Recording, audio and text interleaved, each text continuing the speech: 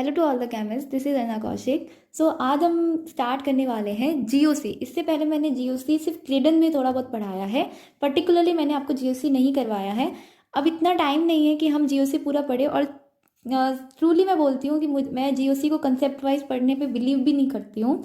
GOC एक ऐसा topic है जिसमें से फिक्स है कि आपको किस तरह के क्वेश्चंस एग्जाम में पूछे जाएंगे, उसी तरह के कंसेप्ट पे पूछे जाते हैं। और अगर आपने एक दो बार क्वेश्चन एक दो टाइप के क्वेश्चन कर लिए तो आपका क्लियर हो जाएगा जीओसी, और आप इजीली कोई भी क्वेश्चन उसका अटेम्प्ट कर सकते हो। इसलिए इसको अगर थ्योरी पोर्शन से पढ़ने जाओगे तो वो पूरा वेस्टेज पार्ट है। तो हम इसके कुछ इंपॉर्टेंट क्वेश्चन लेंगे जिसके अंदर हम स्टेबिलिटी के बारे में पढ़ेंगे, एसिडिटी, बेसिसिटी, एरोमेटिसिटी, सभी के मैं कुछ टाइप क्वेश्चन लूँगी जो आपको उस कंसेप्ट को समझने में पूरी तरह से हेल्प करेंगे। ठीक है, तो स्टार्ट करते हैं। फर्स्ट जो हमारा क्वेश्चन है, देखो थोड़ा सा सिर्फ आपको रिएक्शन की तरह दिया है कि the compound that gives PPT with on warming with the AgNO3। तो सिंपल है कि देखो Ag किसके साथ में रिएक्ट करेगा, Ag इस ब्रोमीन के साथ में रिएक्ट करेगा और एज अ AgBr यहाँ से रिमूव हो जाएगा। देखो AgBr आपका रिमूव हो जाएगा। सो जिसकी भी फास्टेस्ट रिएक्शन होगी और जो पीपीटी देगा वो AgBr के रिमूवल के बाद में क्या होना चाहिए, आपका मोस्ट स्टेबल होना चाहिए। सिंपल हमारा कंसेप्ट है। तो सिर्फ आपको इतना देखना है कि इनमें से आपका मोस्ट स्टेबल जो फाइनल कंपाउंड बचेगा वो कौन सा बचेगा। तो अगर आप यहाँ पे देखोगे, जब यहाँ से AgBr का रिमूवल हुआ तो बेंजीन रिंग पे क्या आया, आपका प्लस चार्ज आया। ठीक है, यहाँ पे रिमूवल हुआ तो फिर आपको क्या मिला, 5 मेंबर रिंग पे आपको प्लस चार्ज मिला, और यहाँ पे रिमूवल हुआ तो आपको एक 7 मेंबर रिंग पे प्लस चार्ज मिला, राइट। और यहाँ पे आपको बेंजीन रिंग में मिल रहा है एक तरह से, बट यहाँ पे बेंजीन के एक कार्बन को नाइट्रोजन ने रिप्लेस कर दिया है। सो अगर आप देखोगे तो आपको स्टेबिलिटी बतानी है। सो देखो, आप स्टेबिलिटी हम कैसे निकालते हैं, बेसिकली ऐसे कंपाउंड की एरोमेटिसिटी के बेसिस पे निकालते हैं। तो यहाँ पे देखो sp2 हाइब्रिडाइज कार्बन पे क्या आ रहा है, प्लस चार्ज आ रहा है, जो इसको डिस्टेबलाइज करता है। ठीक है, यहाँ पे अगर आप देखोगे तो यहाँ पे कितने इलेक्ट्रॉन है, आपके 4 पाई इलेक्ट्रॉन है, जो कल के 4n+2 पाई इलेक्ट्रॉन को फॉलो नहीं करता। यहाँ पे आप देखोगे तो यहाँ पे देखो 6 पाई इलेक्ट्रॉन है, जो इसको क्या करते हैं, स्टेबल करते हैं, क्योंकि ये हक्कल के रूल को फॉलो कर रहा है। यहाँ पे अगर आप देखोगे तो यहाँ पे क्योंकि नाइट्रोजन है, सो एक यहाँ पे दो फैक्टर है जो इसको डिस्टेबलाइज करते हैं। एक तो यहाँ पे इसका sp2 पे प्लस चार्ज आना, सेकेंड थिंग कि यहाँ पे नाइट्रोजन है वो क्या, आपका -I इफेक्ट देगा। सो ये आपका क्या हो जाएगा, मोस्ट अनस्टेबल हो जाएगा, ये रिएक्शन नहीं देगा। सो कौन इसका साथ में पीपीटी देगा, तो सिंपली है कि आपका जो ये 7 मेंबर रिंग पे आपका प्लस चार्ज आया है, यही पीपीटी देगा। इसको हम बोलते हैं tropylium ion. This is very stable, और ये कैसा होता है, एरोमेटिक होता है। So correct option will be option number C. तो बहुत ईजी था, सिंपली आपको सिर्फ स्टेबिलिटी देखनी थी। अगर आपने एरोमेटिसिटी टॉपिक पढ़ा है तो आप इसको ईजिली कर सकते हो।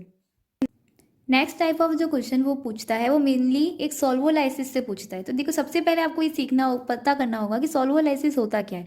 सॉल्वोलाइसिस का सिंपल सा मीनिंग है कि जहाँ पे आपका solvent as a nucleophile work करना स्टार्ट कर दे तो उसे हम क्या बोलते हैं, सॉल्वोलाइसिस बोलते हैं। अगर आप यहाँ पे स्ट्रक्चर देखोगे तीनों कंपाउंड्स की, तो ये पूछा है कि क्या ऑर्डर होगा। सो देखो, जैसा इसका स्ट्रक्चर है उस हिसाब से यहाँ पे जो आपकी सब्स्टिट्यूशन रिएक्शन है वो SN1 या SN2 में से कौन सा पाथवे चूज करेगी। देखो SN1 चूज करेगी। क्यों चूज करेगी, क्योंकि SN2 में बैक साइड से अटैक होना चाहिए, जो यहाँ पे पॉसिबल नहीं है। इतनी कॉम्प्लेक्स स्ट्रक्चर है कि यहाँ पे पीछे से अटैक नहीं हो सकता, इसलिए SN1 के थ्रू मैकेनिज्म में चलेगा, जहाँ पे पहले कार्बोकेटाइन बनेगा, उसके बाद में आपका न्यूक्लियोफाइल अटैक करेगा। सो देखो, ऑर्डर भी किस पे डिपेंड करेगा, आपके कार्बोकेटाइन की स्टेबिलिटी पे डिपेंड करेगा। ऑब्वियस है, कार्बोकेटाइन फॉर्म होगा तो उसकी जो स्टेबिलिटी होगी उसी पे आपका डिपेंड करेगा। सो उसके लिए आपको सिर्फ इतना सा याद रखना है कि जो कार्बोकेटाइन की स्टेबिलिटी है वो डिपेंड करती है किस पे, आपके प्लेनरिटी पे, कि कितना ज़्यादा आपका कंपाउंड प्लेनर बनेगा। जितना ज़्यादा आपका कार्बोकेटाइन कैसा बनेगा, प्लेनर रहेगा, वो उतना ही ज़्यादा स्टेबल होगा। और इसको निकालने के लिए आपको काउंट करना होगा नंबर ऑफ ब्रिज एटम। जितने ज़्यादा नंबर ऑफ ब्रिज एटम होंगे वो उतना ही ज़्यादा स्टेबल होगा। सो यहाँ से जब ये ब्रोमीन का रिमूवल हो जाएगा और यहाँ पे आपका प्लस चार्ज आएगा, यहाँ पे क्या आ जाएगा, ये Br रिमूव हुआ और यहाँ पे Br की जगह क्या आएगा, प्लस चार्ज आएगा। सब में कार्बोकेटाइन फॉर्म हो गया, यहाँ पे भी प्लस चार्ज आएगा, यहाँ पे भी प्लस चार्ज आएगा। इस कार्बन पे क्या आ रहा है, आपका प्लस चार्ज आ रहा है। तो देखो, ब्रिज एटम काउंट करें, यहाँ पे 1 and 2 एंड यहाँ पे 1 और यहाँ पे अगर काउंट करोगे तो ये पूरी प्लेन में है। यहाँ पे अगर आप काउंट करेंगे तो कितने ब्रिज एटम है, 1 2 एंड 3, ठीक है। सो यहाँ पे ब्रिज एटम आपको क्या दिख रहे हैं, ज़्यादा ब्रिज एटम दिख रहे हैं। तो इस कंडीशन में सबसे ज़्यादा स्टेबल कौन सा होगा, आपका third number, then first and then second. तो ये आपका क्या हो जाएगा, स्टेबिलिटी ऑर्डर हो गया। और इसी ऑर्डर के थ्रू आपका क्या होगा, सॉल्वोलाइसिस की रेट ऑफ ऑर्डर होगा। तो बहुत ईजी था। सिमिलरली सॉल्वोलाइसिस से एक और क्वेश्चन पूछा था, यहाँ पे भी आपको रेट बतानी है। तो देखो सिंपल है, सॉल्वोलाइसिस मतलब आपको कैटायन की स्टेबिलिटी चेक करनी है। यहाँ से जो कैटायन जनरेट हुआ, यहाँ पे कैसे कार्बन पे आ रहा है, आपका sp3 कार्बन पे आ रहा है।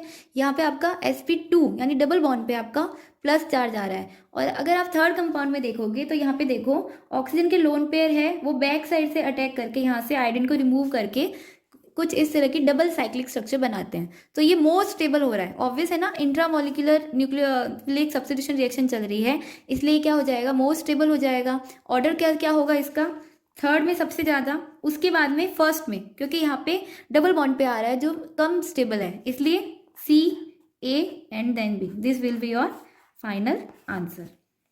अब थोड़े क्वेश्चन करते हैं जहाँ पे एसिडिटी, बेसिसिटी और पीकेए की बात होती है। ये क्वेश्चन कॉमन है, मैक्सिमम हर एग्जाम में आपको पूछे जाते हैं और हम कंफ्यूजन के चलते क्या करते हैं, इसको गलत कर देते हैं। सिंपल सा एक चीज़ याद रखो, जो आपका एसिडिटी होती है वो इन्वर्सली प्रोपोर्शनल होती है पीकेए के, ठीक है। यहाँ पे आपको ऑर्डर ऑफ पीके निकालना है, तो पहले आपको क्या निकालना पड़ेगा, यहाँ पे इन प्रोटॉन्स की एसिडिटी निकालनी पड़ेगी।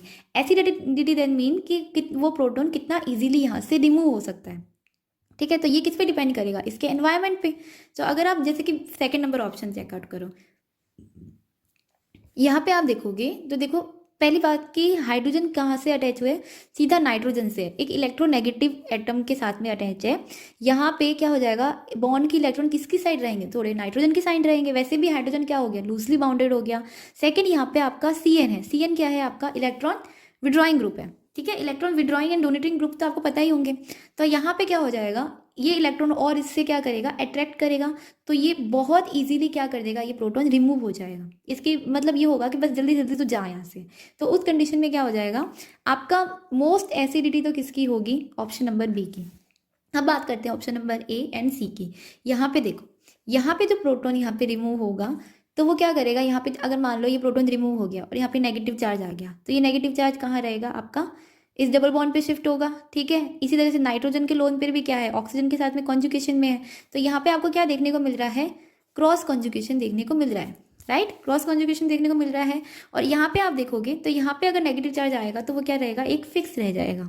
सो उस कंडीशन में अगर मोस्ट एसिडिटी किसकी होगी, क्योंकि यहाँ पे क्रॉस कॉन्जुगेशन है, इसलिए एसिडिटी किसकी ज़्यादा होगी, ऑप्शन नंबर ए की ज़्यादा होगी compare to the option number C. ये हमारा क्या ऑर्डर आया, एसिडिटी का ऑर्डर आया। यही गलती होती है कि आप जल्दबाजी में क्या कर देते हो, इसी ऑप्शन को टिक कर देते हो। पीके में आप कन्वर्ट नहीं करते हो, सॉरी ये इन्वर्सली प्रोपोर्शनल है।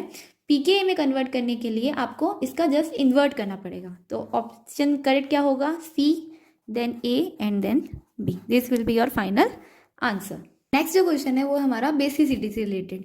देखो एसिडिटी जब हम निकालते हैं तो हम ये देखते हैं कि उसका जो कॉन्जुगेट बेस बनेगा उसकी स्टेबिलिटी कैसे होगी, वो कैसे स्टेबल होगा।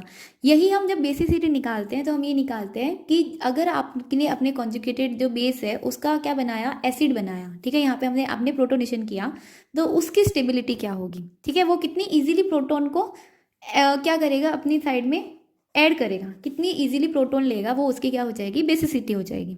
तो उसके लिए आपको कंपेयर करना पड़ेगा। अब देखो यहाँ पे प्रोटॉन लेना है तो प्रोटॉन कब आएगा, जब इलेक्ट्रॉन होगा।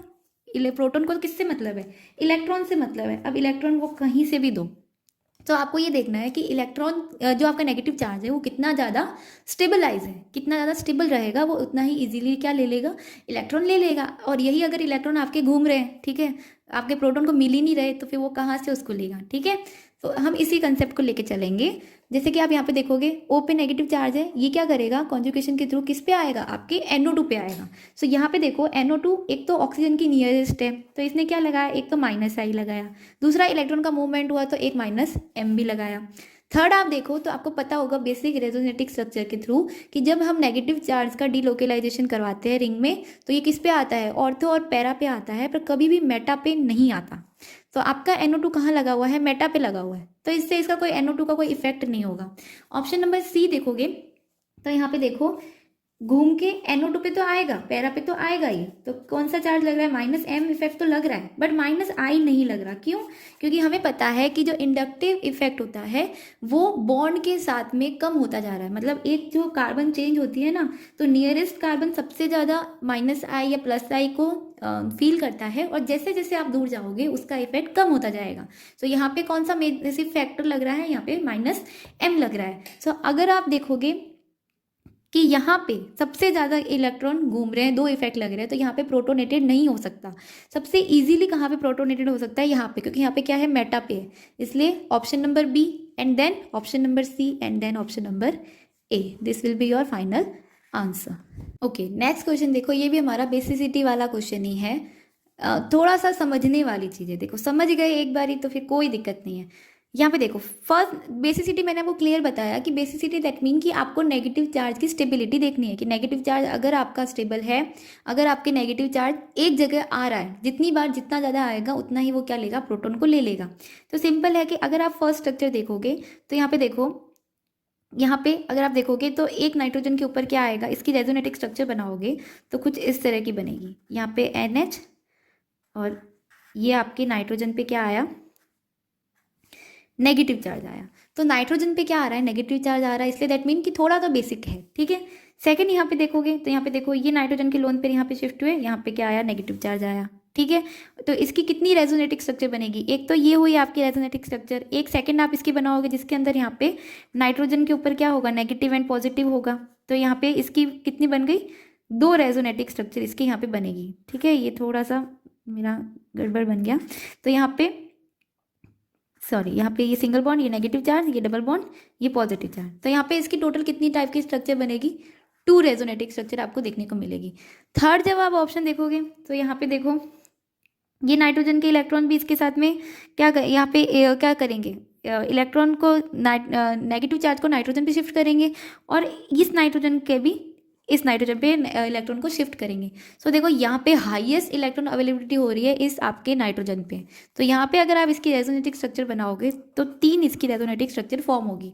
और यही अगर आप यहाँ पे देखोगे, सो यहाँ पे देखो ये नाइट्रोजन के जो इलेक्ट्रॉन है वो सिर्फ कहीं पे भी क्या, नाइट्रोजन के इलेक्ट्रॉन यहाँ पे नेगेटिव चार्ज आ ही नहीं रहा नाइट्रोजन के ऊपर। सो सिंपल सा आपको रेजोनेटिक स्ट्रक्चर के अकॉर्डिंग देखना है, हाईएस्ट किसकी बन रही है, नंबर 3 की बन रही है, तो मोर बेसिक कौन सा होगा, नंबर 3।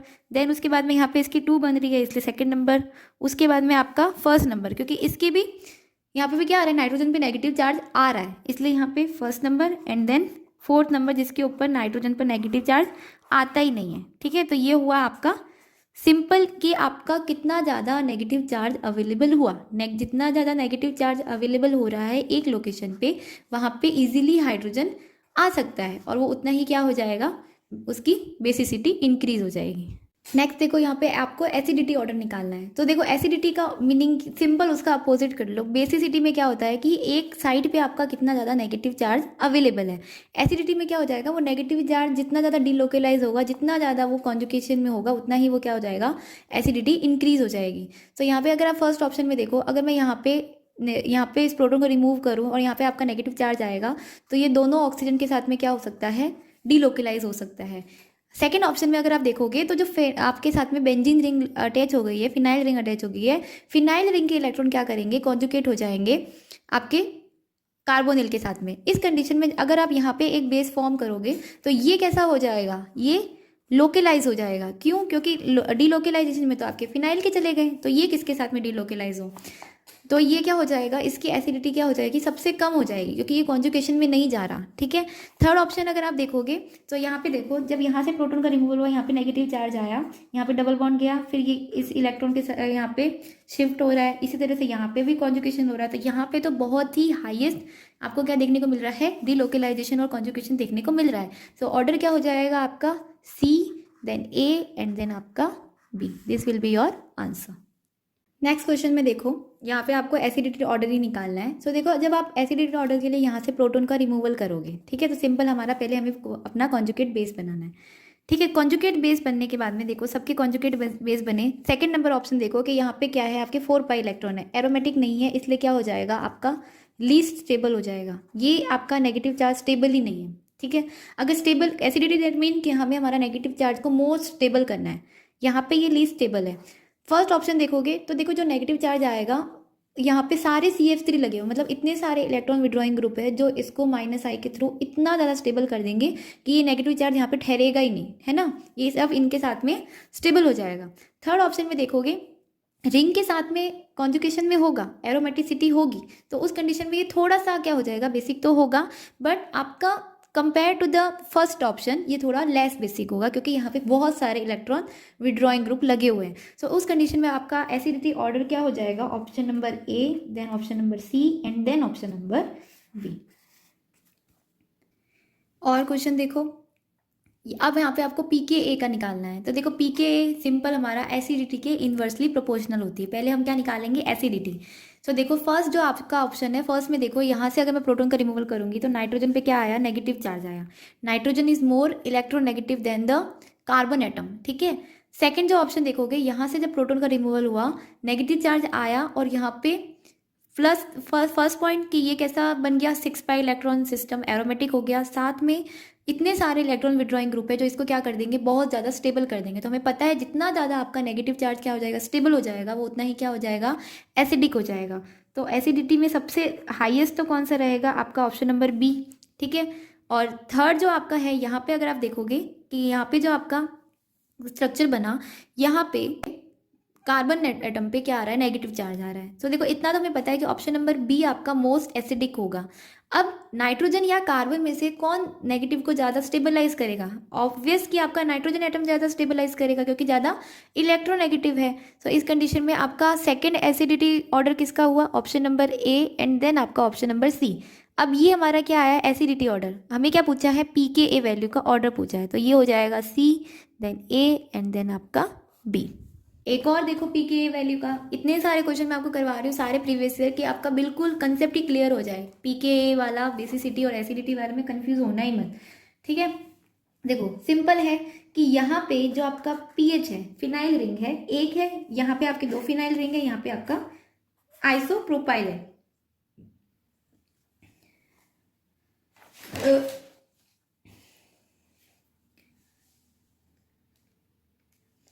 तो यहाँ पे 2 फिनाइल रिंग क्या कर रहे हैं, कॉन्जुगेशन के थ्रू आपके चार्ज को क्या कर रहे हैं, स्टेबल कर रहे हैं, ठीक है। स्टेबल कर रहे हैं कितने फिनाइल रिंग, 2।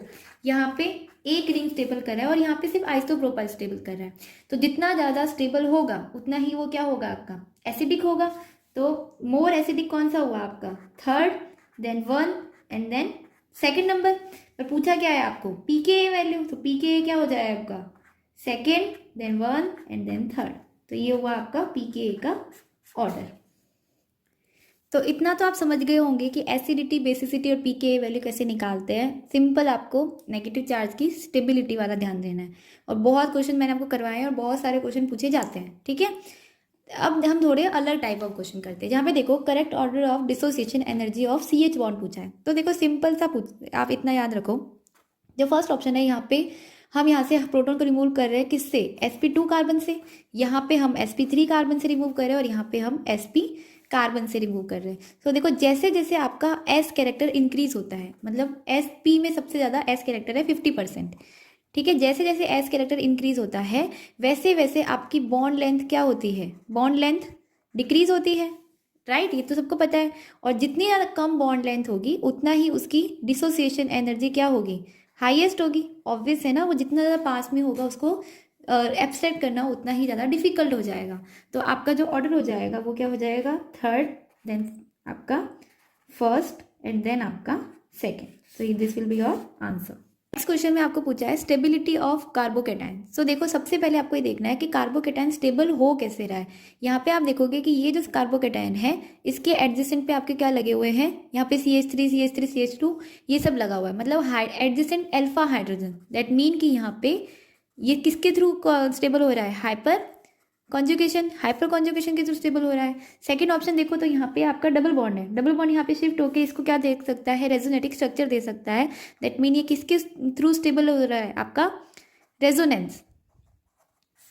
थर्ड ऑप्शन देखो, यहाँ पे आपका ऑक्सीजन OMe डायरेक्टली अटैच है, मतलब ये OMe यहाँ पे इसको इजीली यहाँ पे सीधा इलेक्ट्रॉन दे रहा है, तो यहाँ पे कौन सा इफेक्ट लगा, दिस इज मीसोमेरिक इफेक्ट। तो आपको सिर्फ ये देखना है कि कौन सा ज़्यादा स्टेबल होता है। तो देखो इफेक्ट जो होता है वो मीसोमेरिक का सबसे ज़्यादा स्टेबलाइजिंग होता है, देन आपका रेजोनेंस का, एंड देन आपका हाइपर कॉन्जुगेशन का। सो इसका ऑर्डर क्या हो जाएगा, ऑर्डर हो जाएगा third, then second and then first.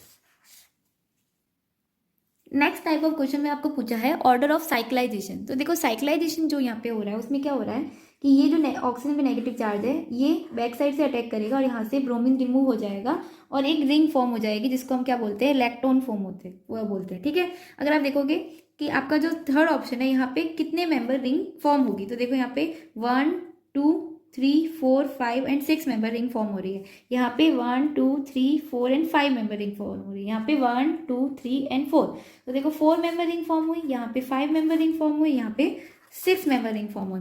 So electron का स्टेबिलिटी ऑर्डर क्या होता है, कौन सी रिंग ज़्यादा स्टेबल होगी, 6 member, then 5 member and then आपकी 4 मेंबर रिंग ज़्यादा स्टेबल होती है। अब कुछ क्वेश्चन कर लेते हैं हमारे एरोमेटिसिटी वाले। ठीक है, सो देखो फर्स्ट क्वेश्चन में आपको पूछा है कि एरोमेटिक कौन कौन से है। सो देखो मोस्टली आप में से सबको पता है कि ये आपका नेफ्थलीन तो क्या है, एरोमेटिक है, इसमें तो आपको सोचने की जरूरत है ही नहीं। एरोमेटिक होते क्या है, जो 4n+2 पाई हक्कल के रूल को फॉलो करेंगे, 4n+2 पाई इलेक्ट्रॉन होंगे, साथ में क्या हो, वो प्लेनर हो। तो मोस्ट ऑफ द स्टूडेंट क्या करते हैं कि यहाँ पे इस स्ट्रक्चर को, आपके एनुलिन को सोच लेते हैं कि ये क्या है, आपका एरोमेटिक है, बट ये एरोमेटिक नहीं होता है क्योंकि ये प्लेनर नहीं होता है। क्यों, क्योंकि यहाँ पे जो दोनों हाइड्रोजन है ये कैसे होते हैं, आपके आउट ऑफ द प्लेन चले जाते हैं, इसलिए ये नॉन प्लेनर हो जाता है, नॉन प्लेनर। सो ये क्या रहे, एरोमेटिक भी नहीं रहेगा।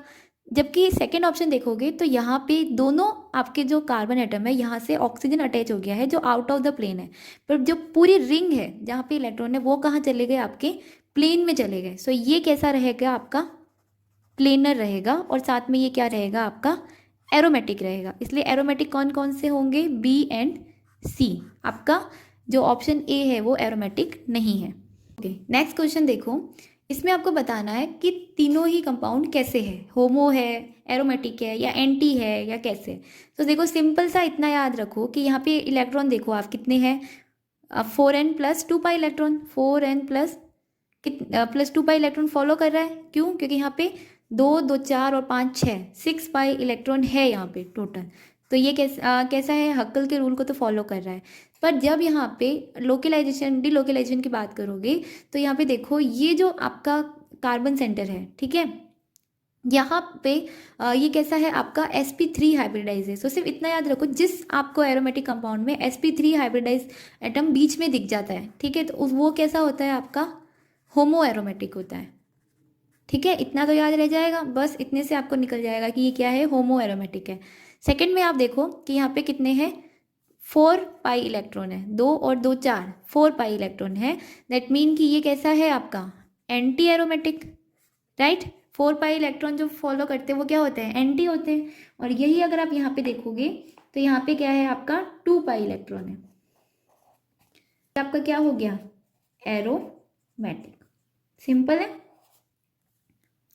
नेक्स्ट देखो, नेक्स्ट में आपको थोड़ा सा कंफ्यूज करने के लिए, सिर्फ थोड़ा सा आपको डिस्ट्रैक्ट करने के लिए, देखो यहाँ पे BH दे दिया। सो देखो BH को मैं क्या लिख सकती हूँ, C+ भी लिख सकती हूँ, अगर मैं इसको C+ मानूँ, ठीक है। तो अगर आप इसको C+ की तरह लिखोगे तो यहाँ पे क्या आया, प्लस चार्ज आया, 2 और 2 4, यानी कि 4 पाई इलेक्ट्रॉन। तो ये क्या है, आपका एंटी एरोमेटिक है। यहाँ पे देखो, यहाँ पे आपका ये पूरा प्लेनर स्ट्रक्चर होती है, तीनों आपकी एक तरह से प्लेन में रहती है। तो यहाँ पे इलेक्ट्रॉन काउंट करो, 1 2 एंड 2, यानी कि यहाँ पे कितने हैं, 6 पाई इलेक्ट्रॉन, मतलब हक्कल रूल को फॉलो कर रहा है, साथ में प्लेनर भी है। दैट मीन ये क्या है, आपका एरोमेटिक है। थर्ड सिंपल है कि यहाँ पे आपने क्या देखा, आपका sp3 कार्बन, sp3 कार्बन देखते ही ये क्या हो जाएगा, आपका होमो एरोमेटिक।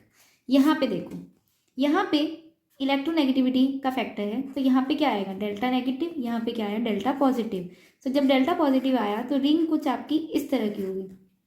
यहाँ पे देखो कितने पाई इलेक्ट्रॉन है, यहाँ पे 2 पाई इलेक्ट्रॉन। दैट मीन ये क्या है, आपका एरोमेटिक कंपाउंड है। सो ये हमने सारे प्रीवियस ईयर क्वेश्चन किए जिसमें मैंने most of the type of general organic chemistry में आपको जो भी क्वेश्चन पूछता है, पीके, एसिडिटी और एरोमेटिसिटी, और एक आपको सॉल्वोलाइसिस पूछता है, ये कुछ एक क्वेश्चन फिक्स है, इन्हीं में से पूछता है। सो ये हमारा रिवीजन हो गया जीओसी का। वैसे मैंने जीओसी करवाई ही नहीं थी, तो रिवीजन क्या है, पूरा कंप्लीट जीओसी ही हो गया है। और मैं ट्राई करूंगी कि मैं आपको स्पेक्ट्रोस्कोपी के भी कुछ इस तरह की रिवीजन क्वेश्चन प्रोवाइड करवा सकूं, ठीक है। So if you like the video then please like, share and comment and subscribe to my channel. Thank you for watching.